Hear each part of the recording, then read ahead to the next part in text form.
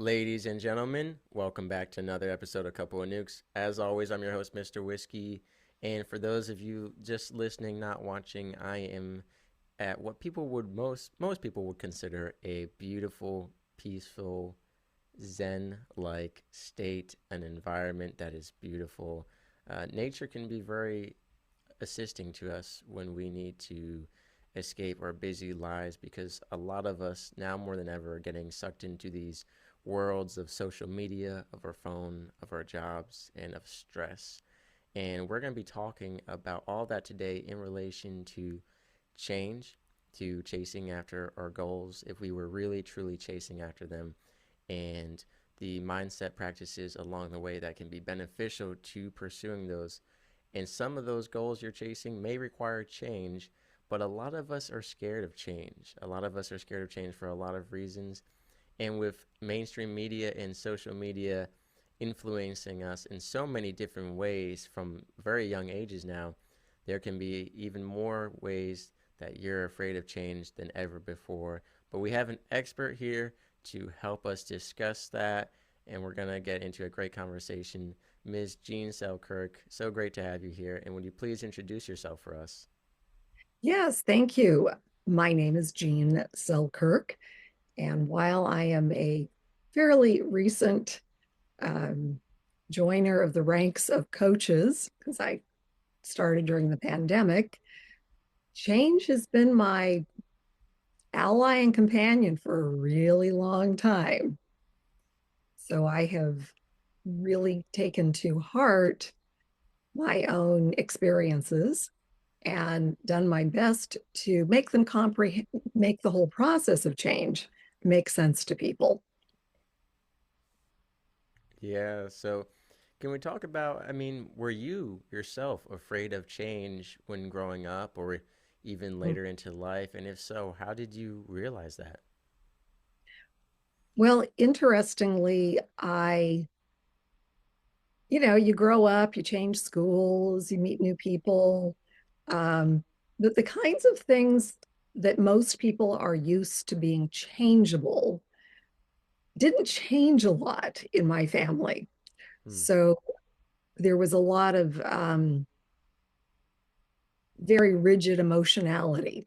So, Okay. like somebody got angry, they were going to stay that way. Oh, okay. So there wasn't the sort of ebb and flow of, uh, getting upset and then getting back together again. It was just very rigid. So I had actually decided to become a truck driver in my mid 20s. And while I was in the process of doing that, I heard some people talking about body work, like massage or more intense things, deep tissue, that could change how their body worked. And it was like, I went, tell me more. Yeah, Change. yeah. You mean I can change something? But my excitement comes out of this background of not really feeling, I didn't know about how things could change. And what I got out of the experience as I went through it of receiving bodywork sessions was that I could rewrite the rules of how something worked. So I didn't realize it at the time, but I had my gold standard for, was something worthwhile? Was it going to work for me? Would it work for somebody else? Could it actually rewrite the rules? Mm. Yeah, I think now more than ever, there's actually more research and information available to people in a more accessible way to enact change in their lives. Because you mentioned that you're newer among the ranks of coaches, but coaching in general, there's always been mentorship in coaches, but I think in these past few years, it has really, bloomed into a much bigger industry, especially with podcasting, is one of the biggest ways that coaches are spreading their business and advice by guesting on podcasts. I've had a lot of different types of coaches on my show, and I never knew until I was a podcaster that there's life coaches, men's coaches, women's coaches, dating coaches, fitness coaches, all kinds. And you know what? I think it's great because, not everyone needs one, but there are people who need one or want one, and they don't have that in their life naturally. Not everyone is born with a mother or father or parental figure. Not everyone is blessed to be in an environment where they have access to people who are wiser or have done what they want to do or made the change that they want to make. And there's a lot of mentors out there who are, voluntold mentors. They happen to be in your life and, they don't want to do what you want to do or they don't want to make the change you want to make. And there's so many studies now about neuroplasticity and rewiring the brain and or Like, physically the body and mindset shift. And I think there's so much access to it now more than ever. So while I know earlier I said that there's so much fear and indoctrination out there with social media and the news, while there's more factors contributing to the idea of change being scary or awful or not possible, there's also on the counter side so many more resources out there proving and providing that change, but you have to know it exists, which I didn't know exists growing up. I would have been listening to all these podcasts while I was growing up or working with someone to get that information. So it's a great thing. And I know you mentioned you started during the pandemic. So what got you into coaching? Just that drive to, hey, I did this and I want people to know that this exists and that they can do this too. well, the change had been that change had been coming for a long time. I got interested, excuse me, about 25 years ago in what was going on when people couldn't learn or literally couldn't change. And I was in business school at the time, and one of my professors pointed me in the direction of research at Harvard on how people actually change and why they can't change. So I did a lot of study on that when I was in school, but then coaching wasn't so much a thing when I got out of school. So I wasn't, if I'd known what I know now, I would have gone straight into coaching.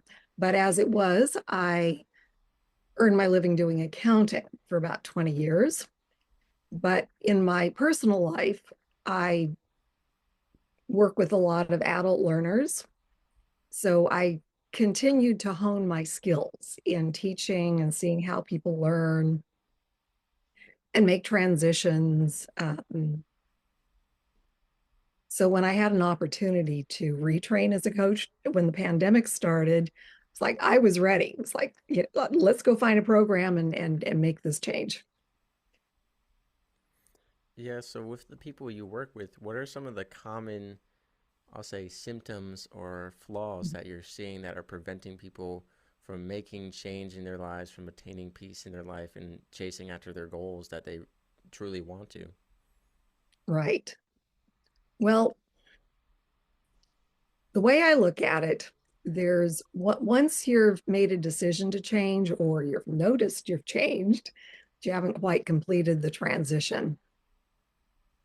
There seem to be three basic pathways to get from, okay, I'm ready to go, to actually getting through that fear of change and going forward with it.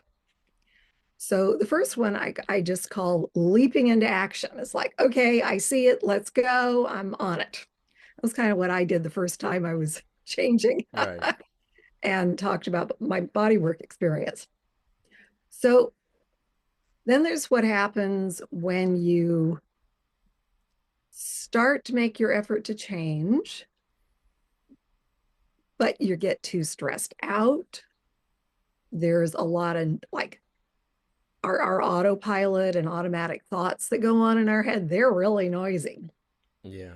And so we can end up feeling like we want to do this thing, but we really don't have a choice. So the third pathway that I see being the most efficient and successful is figuring out what it is on the inside of us that's in the way of what we want to do on the outside. So it's like not only finding what's really scaring us about change, but it's unraveling it. So it's no longer causing us to be afraid of what we want to do. Because often what happens is as we go through our life, and maybe we've been through some stressful experiences, we make decisions about them. And that leads to having beliefs about what might happen if we try and change. All of that kind of gets filed away in the part of our brain that's not really too logical.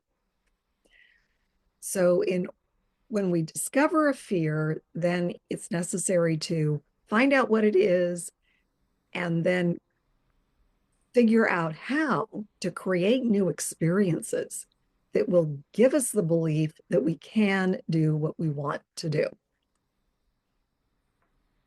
Yeah, no, I agree with that. Following through on that change, I think, like you said, there's the people who don't start, and then the autopilot thoughts. It's interesting you mentioned that because Yayoi Komiyama, she was on the show before, and I've been on her show, and she hosted a series of master classes and episodes on her program about what she calls ANTs, automatic negative thoughts, and Mhm. we have a lot of those. We have a lot of those, and they can really get in the way. And like you said, it's not logical. There's a lot of emotional involvement when it comes to change and attachment as well, comfortability. When you talk about when something has been the same way for a long time, whether that's a job, a relationship, which is one of the biggest examples would be toxic relationships where or just relationships that have died in general, but you're comfortable with the person, or the fear of the unknown applies to that and jobs and whatever it is in your life. You know, one of the scariest things is the fear of the unknown, and change can leave you vulnerable to so many options, both good and bad. And you know, what we have to do is forge the best path to minimize the bad and maximize the good. And so, what I'd love to discuss is where does Zen play a role into all of this? Because I know you are a Zen teacher as well, and I was wondering, in your Mhm. studies, you've turned it into a guide to help you, you know, with change and with helping others change. What role does Zen play in all of this? Well, there's certain parts of Zen that are they're definitely just philosophy Mm, that are very helpful, and I'll describe those in a moment. But really, the key thing that you can get out of taking up a Zen practice, which is really just it's more than that, but it's mostly a meditation practice, is you get really good at what I call the second stage of change, okay. which is being able to pause, calm yourself, catch an emotion before it really takes full flight, and say, I don't want to go there right now. Let's go somewhere else. Mm, As well as just having the capacity to be calm. There can be within the physical stillness of a meditation practice, of course, a great deal of stuff going on in our heads. But when you spend enough time just paying attention to what's going on in there, there can be an opportunity for it to calm down and quiet. I even call it was long before I tried anything with meditation or Zen, but when I was driving a truck, the mm, hours of silence, I had a partner, but the other person's always sleeping, so you really can't listen to the radio or anything. But honestly, those hours of just watching the white line go by, I call them my white line meditation years, because okay. stuff can come up. And part of the idea with meditation practice is that you're not running away from it. You're not distracting yourself. You're just being there with it, whatever it is. So that's one thing I do in my coaching practice is support my clients in whether they're interested in meditation or not to try and move to a perspective where they can accept what's going on with them. and try to not react to it, to just let it be. Mm. So let me just throw out the other thing I wanted to. There's a wonderful teaching, which is it's about opposites. And it's remembering that whatever something is, it's the whole two sides of one coin. Remembering the other side of things allows you to do things such as, which is stage one in my change model, looking at you could either look at the world through the lens of obstacles or opportunities, but they're part of each other. There can be Right. opportunities and obstacles, there can be obstacles and opportunities, but how we're looking at things, that's what makes the difference. Then we have a choice. For sure, I completely agree with you on that. There's so much that is interconnected, and it sounds like Zen, the practice that you mainly take away from it is emotional control and redirection. And I think that's important, especially we just talked about those automatic negative thoughts and being able to redirect those as soon as they form to not cloud your vision for change or your path forward to change. And for anyone doing white line meditations, make sure it's with your eyes open. I think we all know that, but I just want to make that clear so no one's hopping in a truck and closing their eyes. But yeah, so I Right. know you. So now you do the coaching, and so how has that played a role in your life? Like who should work with you really? I know we mentioned changed a lot, but that's a very broad term in general, change. So exactly what kind of change and what kind of people are you looking for? People who are trying to make a certain change in their life. Well, I catch people at all kinds of stages of their life, whether it's suddenly being made a manager and it's like, here, be a manager. We're not really going to give you any training, just be a manager. Right. Yeah. To people who are trying to make the change from being in a toxic relationship or suddenly getting out into your 30s or 40s somewhere and going, okay, I did it. I got my career together. I have a family, but maybe I went missing here somewhere in the equation. Yeah. Yeah. So looking into all of that or any one of those situations and finding out what the client really wants. Sometimes that's step one. They're like, there's dissatisfaction, but okay, what do you want? What's really important to you? I think it's one of the roles that a coach can provide is helping us sort out what's really important to us because we might not have really taken the time to think about it. So I meet people at various stages in their lives and needing there's so much you learn in your coaching program, and then you go out into the real world and you discover people having different kinds of issues than you found anything out about. And we sort of put them under the heading of mental well-being. They're not quite serious enough that they need to go spend time with therapists, but it's something that's in the way of what they want. So I also took a trauma-informed coaching program so that I would know more about how to help people who were stuck and couldn't really figure it out and needed to in order to get on with their lives. Yeah, we've actually talked before on the show about how so many people know what they don't want, but they don't know what they want. They can give you a list of, well, I don't like this part, I don't like that part, I don't like this. But then it's like, well, what do you want? And it's very broad, or it's a lot of, very different goals that don't align with what their life is or what they want. So I do think sometimes we need someone to help us filter through all of it because we can get caught up in our fears, in our wants, in even greed can really lead us astray from our goals. Pride can lead us astray. There's so many things that can, cloud our vision. And as I mentioned earlier, social media, society, your parents, whoever it is, telling you what you want and what you need compared to the change you actually want to make. And so we'll have your website in the description below for anyone who wants to find you and have you help them make that change and set up a better life, or for them to send to anyone they know who needs it. But one thing I Mhm. wanted to address before we closed off here was you have everything branded as Mountain Moon Coaching. Yes. What role does the mountain and moon play in all of this? Why did you end up going with that style? Well, actually, when I took up Zen practice, I discovered there was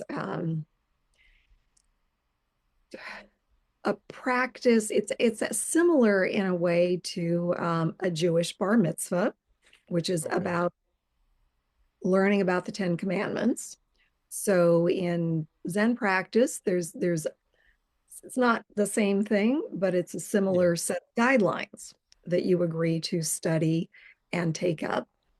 And you have a relationship with a teacher, and the teacher gives you a new name. And my name I was given was Mountain Moon. Okay. Okay.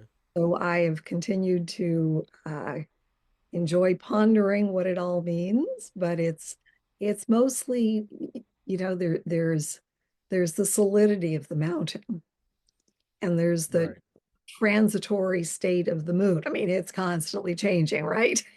Yeah. So that relationship is actually very evocative, I think, of my life. Wow. Okay. That's pretty cool. I've never I've learned something new today. I didn't know about that Zen practice, so that's pretty Mhm. awesome. And do you know, is it like the teacher just picks a name, or it's based on like an astrology chart, or how does that work? Do you know? The teacher gets to know the student, Okay. and you actually get a name in four parts. So two parts of it are how the teacher sees you now, and the other two parts are sort of the teacher's vision for you. Okay. So, and some of them are very like esoteric, like uh, uh, I know so much about this, and I'm drawing a blank at the moment, but they have a lot to do with mind and the moon and jewels and pearls, like wisdom, words that evoke wisdom. Right. So, Yeah, and a lot of stuff drawn from nature, which is definitely awesome.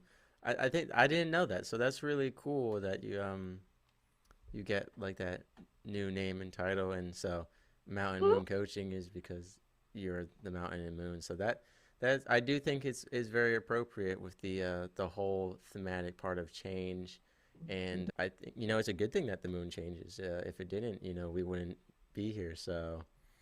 Yeah, that's I, definitely something awesome. tides change can be refreshing. Yeah. It's not just stressful.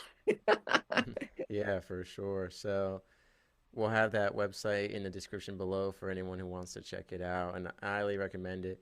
And yeah, well, Miss Selkirk, thank you for coming on the show today. I appreciate having you, and I think this was a great conversation, and I hope we inspired some people to reanalyze where they are at life. And I think there's a lot of times where we don't realize we need to make a change, and so it's good to always be reassessing our lives, our goals, our wants, and looking at all those factors and reforming our path and maybe making that change as needed.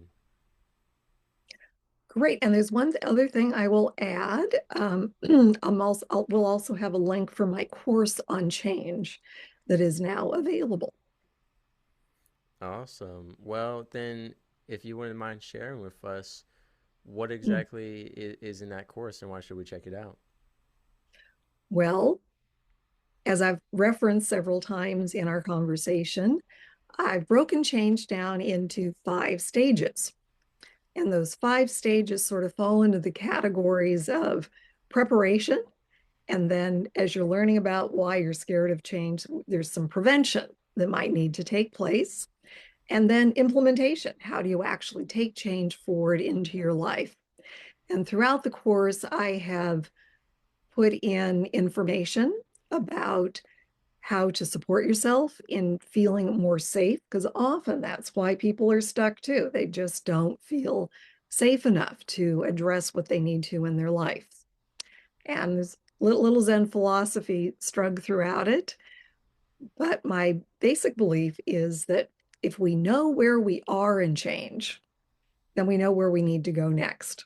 So I have actually a blueprint for change that I call your house of awareness. So the course helps explain what this is and how to get better at doing the inner work that's really necessary in order to have outward changes and engage in personal growth.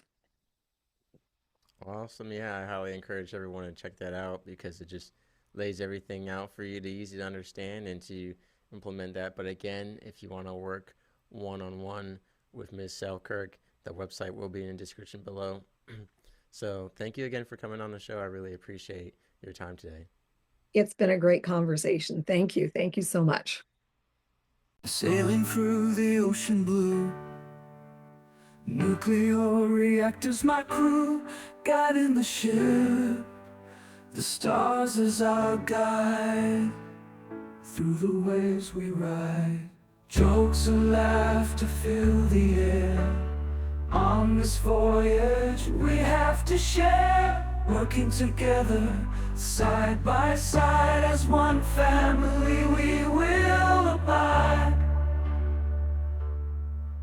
In the heart of the ship we reside, nuclear operators with pride, powering the vessel with every stride. Our mission, a source of great pride.